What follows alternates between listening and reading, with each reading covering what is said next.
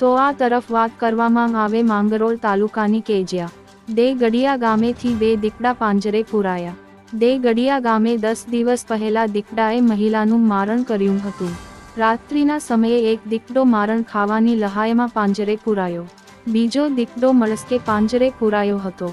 દીપડાને પાંજરે પૂરવા 10 જેટલા પાંજરા ગોઠવવામાં આવ્યા હતા, તેમાં 2 દીપડા પાંજરે પુરાયા। બંને દીપડાને ઝંખવાવ રેસ્ક્યુ સેન્ટર ખાતે લઈ જવામાં આવ્યા। વાંકલ વન વિભાગ દ્વારા દીપડાને સ્કેનિંગ કરી તપાસ હાથ ધરવામાં આવી। દીપડો માનવભક્ષી છે કે નથી તેની તપાસ હાથ ધરવામાં આવી।